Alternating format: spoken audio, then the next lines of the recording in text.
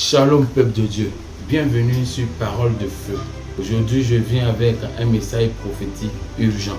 Les temps dans lesquels nous vivons ne sont pas des temps normaux, mais ce sont des temps prophétiques. En 2 Timothée chapitre 3 versets 1 à 5, la Bible nous dit que sache que dans les derniers jours, il y aura des temps difficiles.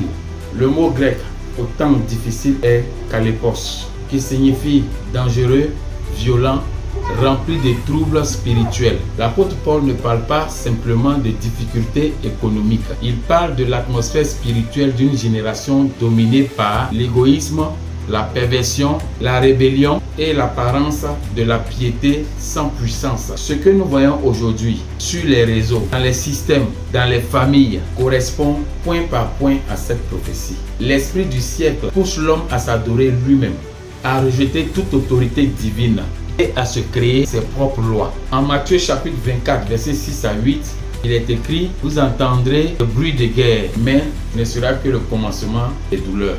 La parole nous avertit que ces choses ne sont pas des surprises, mais des signes prophétiques. Guerre, famine, séisme, dérèglement climatique, pandémie mondiale, rejet massif de la foi chrétienne, croissance de l'occultisme et de l'exotérisme. Ces signes ne sont pas des catastrophes naturelles uniquement, ce sont des cris prophétiques de la création. En Romains chapitre 8 verset 22, il est écrit: la création entière soupire et souffre des douleurs de l'enfantement. Le monde gémit parce que quelque chose doit naître. Le retour du roi, et avant cela, une église glorieuse, éveillée et sans tache. En 1 Chronique chapitre 12 verset 32, les fils d'Issachar ayant l'intelligence des temps pour savoir ce que devait faire Israël. L'église a besoin aujourd'hui de sentinelles, de veilleurs sur les murailles comme Ézéchiel, de Joseph prophétique pour interpréter les saisons. Dieu ne veut pas que tu sois ignorant des temps.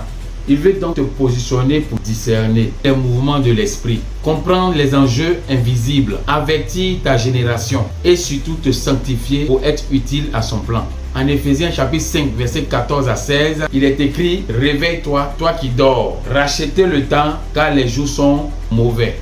Tu n'es pas né par hasard dans ce monde. Tu n'es pas né par hasard dans cette génération. Tu as un rôle prophétique à jouer. Église, réveille-toi. Prophète, prenez position. Intercesseur, levez la voix. Ce n'est pas le temps du sommeil spirituel. C'est le temps de la consécration, du jeûne, de la révélation, de l'action dans l'esprit. En Ésaïe 60 verset 2, il est écrit: les ténèbres couvrent la terre, mais sur toi s'élève l'Éternel. Prions ensemble. Seigneur, ouvre mes yeux pour discerner les temps. Donne-moi l'intelligence prophétique, la sensibilité spirituelle et la force de me sanctifier. Utilise-moi comme une voix, une lumière, un instrument de réveil dans cette génération. Je me lève dans l'onction, dans le feu, dans la foi, au nom puissant de Jésus-Christ de Nazareth. Amen. Abonne-toi à Parole de Feu, partage cette vidéo à tous ceux qui veulent comprendre l'heure dans laquelle nous sommes. À bientôt pour un autre message de feu et que Dieu te garde éveillé.